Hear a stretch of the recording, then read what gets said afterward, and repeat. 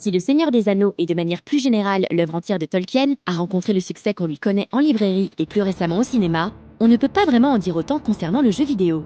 D'adaptation assez paresseuse des longs métrages en MOBA insignifiant à côté des pointures du genre, en passant tout de même de manière assez remarquée par la case MMO, la licence a attisé les plus vifs espoirs à de nombreuses reprises, mais a rarement su les combler. Mais tout ça, c'est fini, annonce aujourd'hui Warner, un peu comme à chaque fois, oui.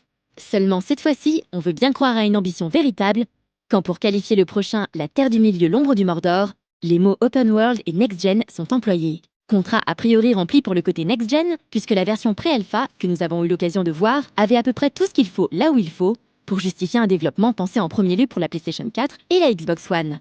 Certes, le jeu tournait sur PC, dont la configuration reste un mystère, mais Gandalf nous a appris à accorder la confiance. Pour ce qui est de l'open world, on veut bien y croire également, puisque la longue séquence de jeux dévoilés et joués en direct semblait laisser une grande liberté aux joueurs, dont le but était en l'occurrence d'attirer l'attention des généraux de Sauron, en semant le chaos dans leurs rangs.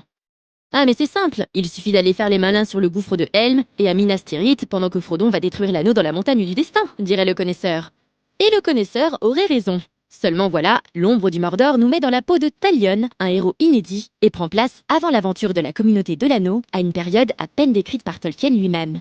Une période que l'équipe de Nolife Reportages a donc dû imaginer, et dont Peter Wise, chargé de production sur le jeu, a bien voulu nous parler. The game that we're talking about today is Middle-earth, Shadow of Mordor. It is a game that takes place, obviously, in Mordor, but it takes place in the timeline between the events that happen in The Hobbit and the events that happen in Lord of the Rings. One of the interesting things about the game is that it's not the Mordor that you're aware of in Lord of the Rings. It's actually a place of peace. Sauron has been defeated and hasn't been seen for hundreds and hundreds of years. The men of Gondor have taken place in the Black Gates, and they're guarding against his return. And we actually pick up the game on the eve of Sauron's return to Mordor. And on that eve, all the men of Gondor are slaughtered at the Black Gate. The families of the men who occupy the Black Gate are slaughtered. And our hero is actually also killed, but at his death, he is embodied by a spirit of vengeance, a wraith that sort of fuses with him. And together they go on a quest for vengeance, and they hunt down those who took everything away from them. And that's really where our story starts. Si l'aventure de Talion semble pour le moment suivre des codes très similaires à ceux qu'on a pu voir usés dans les Assassin's Creed, tant en termes d'exploration que de mécaniques d'assassinat, Nolife Reportages mise sur deux systèmes inédits, dont le premier concerne le spectre qui a pris possession du héros. Un spectre qui paraît assez détaché des codes instaurés par Tolkien, mais qui se rattache pourtant visiblement à des concepts bien connus. The power of the Wraith is new in the light of how we're exploring it, but you're actually, if you've read the books or seen the movies, you're actually very familiar with that power. It's the power of the Nazgul. It's the power to bend the will of men, which Boromir struggles with. It's the power to slip in and out of the shadow, which Frodo and Bilbo discover. So we're really just exploring areas that have been explored before, but putting that power into your hands felt like an interesting choice to us. Concrètement, le spectre octroiera dans le jeu de grands pouvoirs à Talion, dont la plupart permettront aux joueurs d'orienter l'aventure à sa convenance. So the Wraith power, when it embodies itself into Talion and keeps him alive, keeps him from dying, it is the spirit of vengeance. It has an intelligence to it. And it also gives you powers that are new to a ranger. The power of the shadow, if you will. The power to dominate the minds of your enemies.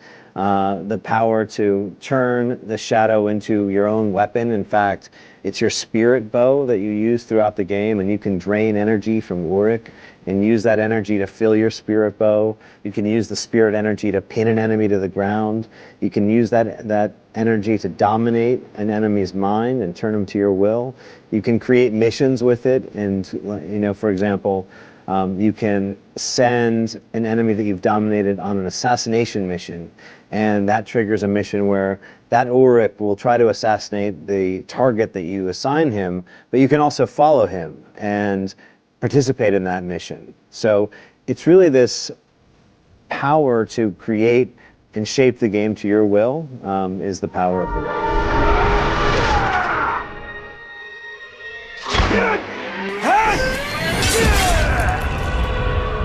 Mais la mécanique la plus intéressante du jeu à l'heure actuelle, celle dont Peter Wise fait son atout, reste le système de Nemesis qui renferme la promesse d'une aventure complètement unique et personnalisable.